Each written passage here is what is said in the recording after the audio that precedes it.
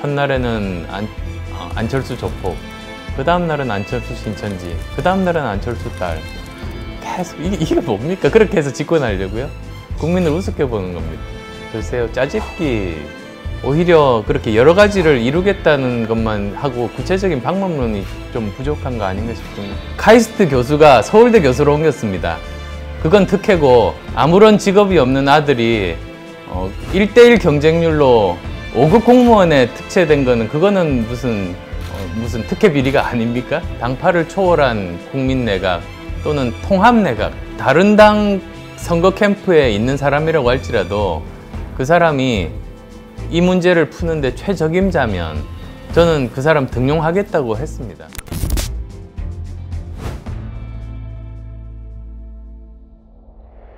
저는 지지율 보고 정치하지 않았습니다. 항상 제가 가진 그 비전과 정책과 가치관, 리더십을 보여드리고 말이 아니라 행동으로 증명해 나가면서 정치했습니다.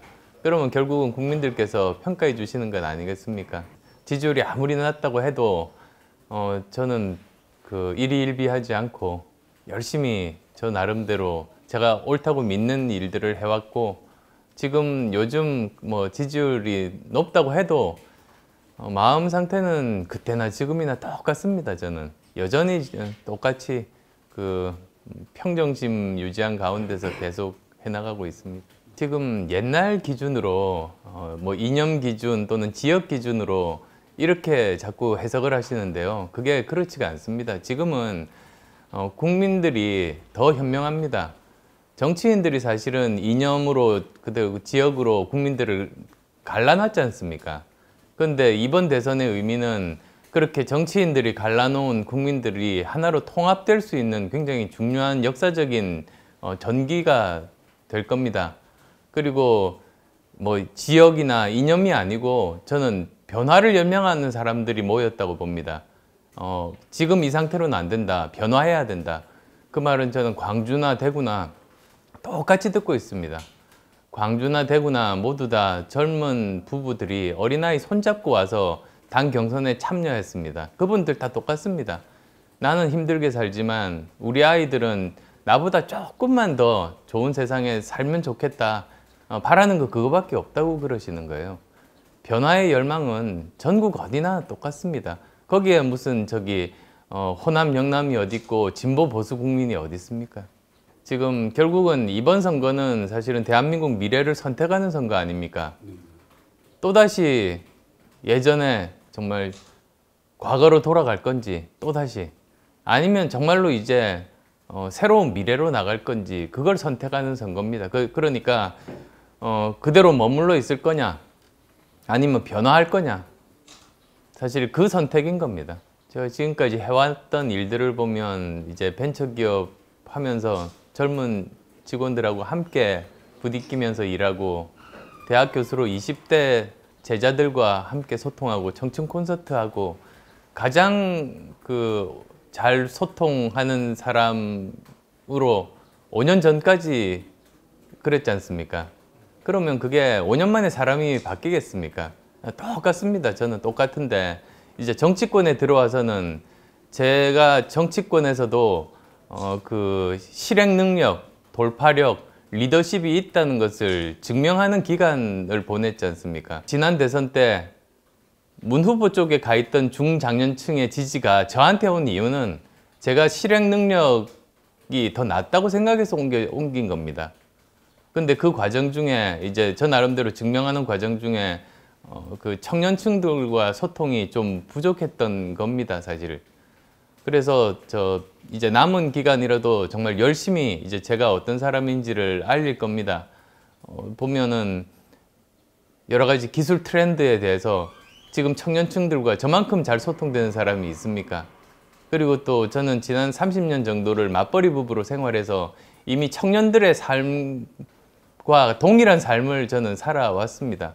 그러니까 문화적으로도 삶으로도 또는 기술적으로도 뭐 글로벌 감각적인 면에서도 가장 청년들과 가장 잘 소통될 수 있는 사람이니까 그런 것들을 열심히 잘 알리도록 하겠습니다. 대학생 신입생 숫자에 따라서 앞으로 5년간은 사상 최악의 청년 실업이 우리 눈앞에 놓여 있다. 그 문제 하나 하고, 그리고 또 일자리를 만들려면 대기업은 안 되고, 그 다음에 창업하는 기업으로 일자리를 많이 만드는 건 한계가 있고, 그리고 사실은 일자리 정책으로 창업을 밀어붙이면 오히려 부작용이 굉장히 큽니다. 그래서도 결국은 일자리 만들 수 있는 유일한 곳이 중소기업이 중견기업을 넘어 대기업으로 발전할 때, 그때입니다. 이제 그러려면 이제 중소기업에서는 좋은 인력들을 못 채용하는 구인난이 심각하고, 청년들은 정말로 심각한 실업난이 있으니까 이 둘을 동시에 다 해결할 수 있는 방법이 바로 그 지원책인 겁니다. 지금 현재 초임 기준으로 대기업의 60% 정도만 중소기업이 받고 있는데 80% 수준으로 높이자. 그러려면 월 50만 원씩 2년간 보조하면은 그런 계획을 그래서 세운 겁니다. 그러면 어느 정도가 되는가? 첫 해 10만 명 정도 봅니다. 그럼 둘째는 이제 20만 명 정도가 되겠죠. 셋째도 20만 명입니다. 2년 한시 지원이니까. 그렇게 하면 연 인원 90만 명, 그리고 실제로 혜택 받는 인원은 50만 명 정도가 5년간 됩니다. 그게 계산해 보면 5년간 5조 4천억입니다. 1년간 1조 조금 넘습니다. 근데 지금 현재 매년 청년 실업 문제로 2조 3천억을 쓰고 있습니다. 그리고 일자리에 17조 정도를 쓰고 있습니다. 그러니까 예산들 이제 재배정하면 그거는 추가 재원이 필요 없는 겁니다. 충분히 재원 조달이 가능한 겁니다. 청년 실업 문제 해결하는데 이것이 가장 효과적이고, 그 다음에 중소기업의 경쟁력 강화에도 도움이 되는 일석이조의 방법입니다. 공정한 시장에 대해서는 더 엄밀하게 감시할 겁니다. 그래서 공정거래위원회 개혁을 그렇게 말씀드렸는데, 그 대기업이 정말 편법적으로 인력 빼가기, 기술 탈취 이런 것에 대해서는 가차없이 처벌할 겁니다. 어느 정도 이렇게 연결고리들이 있으면 처음에 좀 쉽게 이렇게 서로 풀어갈 수 있는 하나의 단초가 되겠죠. 그리고 서로 비즈니스맨 출신이니까 대강 어떤 식으로 이제 접근할지 저는 감이 있습니다. 만약에 있다 해도 지금 제가 있다고 하겠습니까? 저는 말씀하셨듯이 취임하면 사실은 바로 가장 먼저 최우선적으로 해야 될 게 안보 문제, 그다음 외교 문제입니다. 그리고 특히 미국 대통령은 취임한 이래 6개월 정도가 다른 국가와 관계를 정립하는 골든타임입니다. 그러니까 지금 얼마 남지 않았거든요. 지금 제가 보기에는 아직도 미국 정부에서는 여러 가지 옵션을 가지고 검토 단계입니다. 이런 가능성, 저런 가능성 다 이제 이야기하고 있는 이유가 검토 단계인 거거든요. 그래서 하루빨리 한미 정상회담을 빨리 해야 됩니다. 가장 시급하고 우선적인 일입니다. 외교 중에서. 근데 그게 어느 정도 시간이 걸리기 마련 아닙니까? 취임한 다음에. 그러면 가장 먼저 이제 반기문 전 총장을 외교 특사로 미국에 파견해서 정지 작업을 하는 게 바로 취임하자마자 해야 되는 일인 겁니다. 그러면 그런 과정들을 통해서 계속 우리 정부의 뜻을 미국에 전할 수 있을 겁니다. 제가 오픈 캐비넷 말씀드렸습니다. 다음 정부는 자기 개판의 사람들만 쓰는 정부가 되면 절대로 안 된다는 겁니다. 그렇다 보면 개파 정치가 뭡니까? 끼리끼리 나눠 먹는 거거든요. 그러니까 전국에 널리 있는 인재를 등용하지 못하고 능력이 부족한 사람을 중요한 일에 맡기는 게 개파 정치의 폐해입니다. 그러면 결과적으로는 무능한 정부, 부패한 정부로 그냥 끝날 수밖에는 없는데, 이제 다음 정부는 절대로 그러면 안 됩니다. 다른 당 선거 캠프에 있는 사람이라고 할지라도 그 사람이 이 문제를 푸는데 최적임자면 저는 그 사람 등용하겠다고 했습니다. 그래서 사실은 일종의 당파를 초월한 국민내각 또는 통합내각 이 돼야지 현안 문제들을 해결해 나갈 수 있을 겁니다. 지금 한국과 미국 간의 관계는 동맹입니다. 그 다음에 이제 한국과 중국과의 관계는 전략적 협력 동반자 관계입니다. 그러면 동맹은 동맹답게, 그리고 전략적인 동반자 관계는 전략적인 동반자 관계답게 해나가는 게 그게 순리 아니겠습니까? 그래서도 이제 중국 정부에 우리 한국의 정말로 가장 중요한 안보 문제는 북핵 문제이고 이 문제 해결을 위해서는 미국과 공조해야 한다. 그걸 이제 그 분명한 입장을 밝히고 그리고 한반도가 불안정해지면 중국 국익에도 손해다라는 걸 이제 이해를 시켜야 됩니다. 그래서 우리 외교적인 목표는 경제 문제와 안보 문제는 투 트랙으로 따로 우리가 분리해서 서로 그 외교 관계를 맺고 문제를 풀어가자. 그게 우리가 그 해야 할 외교적인 목표가 될 겁니다. 예, 지금 말씀드린 그런 내용입니다. 북핵 문제 해결에 그래서 좀 적극 협조해 달라. 북한 제재 적극적으로 동참해 달라. 그래야 이제 이 북핵 문제가 해결되고 북핵 문제가 해결되면 그 사드 문제도 이제 해결되는 거 아니냐. 그렇게 설득해야만 됩니다. 반대로 119석 중에서도 자기 계파 사람들끼리만 똘똘 뭉쳐서 아무한테도 안 나눠주면 그러면 그게 더 문제 아니겠습니까? 오히려 그래서도 이번은 대통령 뽑는 선거입니다. 국회의원 뽑는 선거가 아닙니다. 만약에 그 의석수가 많을수록 안정적으로 국정을 운영한다고 하면 박근혜 대통령 경우가 설명이 안 되는 겁니다. 박근혜 대통령은 150석 이상 의석을 확보해 놓고도 그 오히려 국정을 운영하지 못하고 그냥 나라를 반으로 쪼갰지 않습니까? 그래서 그 대통령 개인이 중요합니다. 그 사람이 얼마나 유능한가, 그리고 그 사람이 얼마나 통합의 리더십을 발휘할 수 있는가, 그게 중요하지 않습니까? 국민의당이 있었기 때문에 20대 국회 개원할 때 지난 40년간 가장 빨리 국회 개원한 거 아닙니까? 우리가 양당을 이렇게 끌고 견인했던 겁니다. 국민의당이 없었으면 추경 통과 아마 안 됐을 겁니다. 국민의당이 있어서 예산 제대로 통과됐습니다. 그런 것들을 다 보시면 저희가 오히려 이렇게 치열하게 반으로 나눠서 대립하는 데 대해서 얼마나 잘 역할하고 주도적인 역할을 했는지 이미 증거가 다 있습니다. 그런데 만약에 한쪽으로 쏠린 세력이 집권하면 나머지 세력들은 협조 안 하고 적이 됩니다. 분열됩니다. 그러면 오히려 더 나라는 혼란에 빠지고 옛날로 그냥 다시 회귀하는 거죠. 강 대 강, 극과 극, 계파 대 계파가 분열해서 싸우는 그 나라로 다시 돌아갈 겁니다. 그래서 한번 비교를 해보십시오. 그걸 다 국민들은 판단하실 겁니다. 선거에서 이제 승리한 정당이, 집권한 정당이 이제 우리는 이렇게 하겠다고 하고 다른 정당들과 협의 과정을 거칠 겁니다. 그래서 거기에 동의하는 정당들이 이제 함께 협치의 틀을 만들게 되지 않습니까? 제가 넓은 범위의 협치라고 말씀드린 겁니다. 그 협치에는 또 세부적으로 여러 가지 방법론들이 있을 텐데요. 뭐 구체적인 방법론들 지금 말씀드리기는 사실은 적절하지는 않습니다. 근데 어차피 지금 다음 정부 출범하면 저는 취임식 하지 않고 국회에서 선서만 하고 바로 일 시작할 겁니다. 가장 먼저는 이제 안보 문제부터 챙기고 이제 외교 문제 반기문 전 총장 특사로 파견하고 하면서 한미 정상회담 이제 추진하는 쪽의 일을 하면서 동시에 이제 우리 사회 전반적인 구조 개혁을 하려면 국회에서 협치의 틀을 만들어야 되지 않습니까? 그래서 당장 이제 다른 정당들과 소통하면서 이제 서로 여러 가지 굉장히 깊이 있는 대화들을 나누면서 그 협치의 틀을 만들 겁니다. 글쎄요, 짜집기 여러 사람들이 발표한 정책들을 다 이렇게 갖다 붙인 겁니다. 사실은 그렇게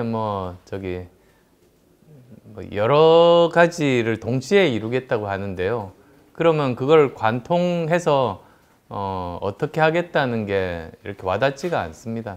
오히려 그렇게 여러 가지를 이루겠다는 것만 하고 구체적인 방법론이 좀 부족한 거 아닌가 싶습니다. 지금 재원이 아마 공약에 발표했을 텐데요. 저희는 40조 정도인데 실현 불가능한 방법들이 아닌가 싶습니다. 중부담 중복지로 가야죠. 저는 그거는 아주 옛날부터 주장했습니다. 근데 그것도 정도가 있는 겁니다. 매년 뉴타운 2를 하기 위해서 10조씩 쏟아붓고, 그 다음에 또 공공 일자리 81만 개를 하기 위해서 매년 20조를 쏟아붓고, 그런 식의 재정 투입은 아니다 싶습니다. 재정 건전성에 상당한 우려 내지는 지금 국민들 세금을 뭐 정말 2배 정도 올려야 되지 않을까요? 그 정도 하려면?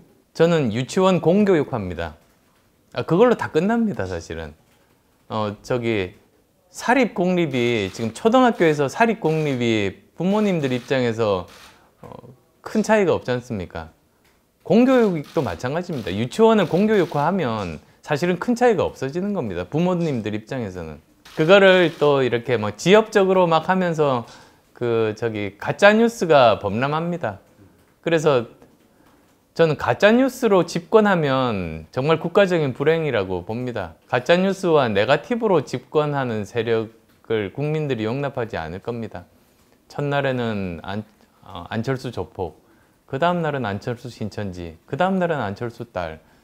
계속 이게 뭡니까? 그렇게 해서 집권하려고요? 국민을 우습게 보는 겁니다. 그게 왜 이슈가 되죠? 저는 이해할 수 없는 게요.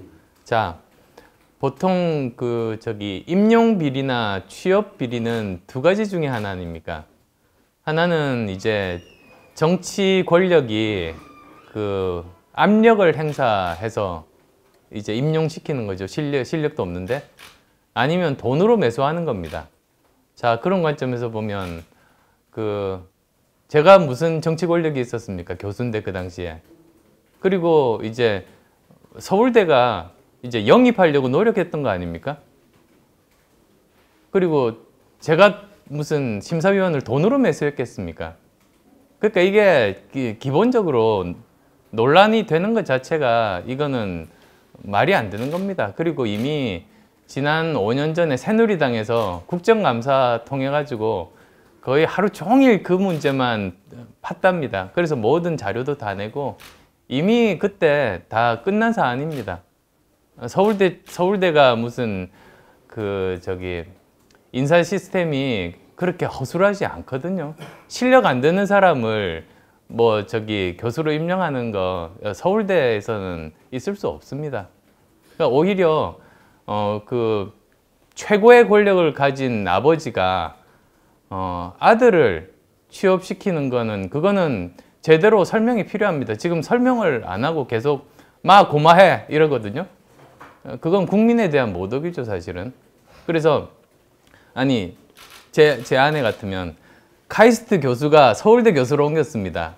그건 특혜고 그냥 아무런 직업이 없는 아들이 1대1 경쟁률로 5급 공무원에 특채된 그거는 무슨 특혜 비리가 아닙니까? 미리 대비들을 해야죠. 예를 들면 좋은 예가 뭐가 있을까?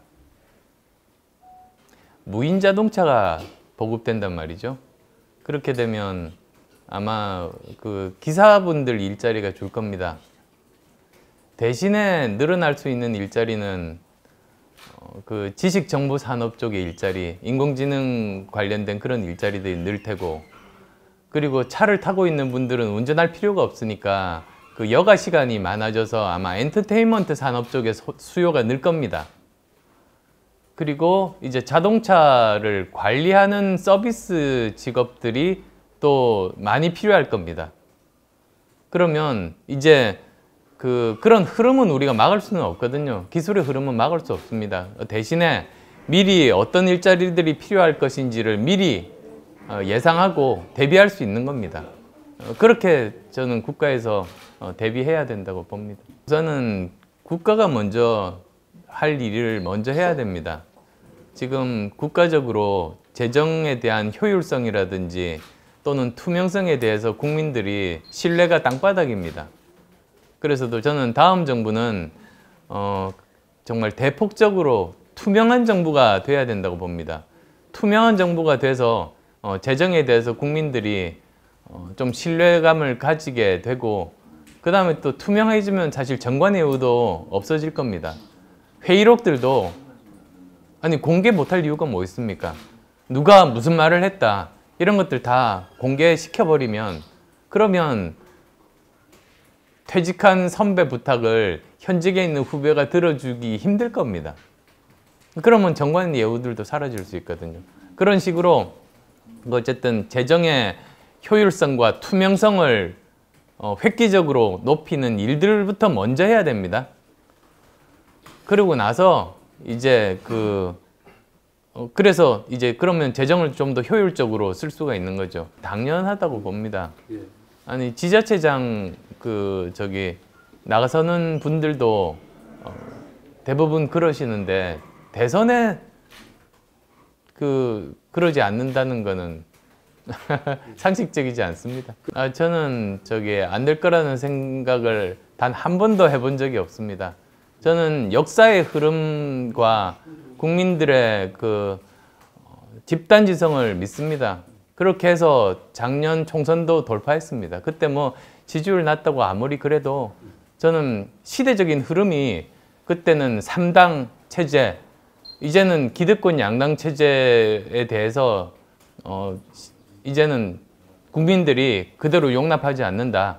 이제는 3당 내지 다당 체제로 갈 거라는 걸 시대적인 흐름이고 그런 것들을 저는 알았던 겁니다. 마찬가지로 지금도 이제는 미래에 대해서 제대로 대비할 때 아닙니까? 사실은 다음 정부는 미래를 제대로 준비할 수 있는 정부, 유능한 정부, 그리고 국민을 통합시킬 수 있는 정부가 되어야 됩니다.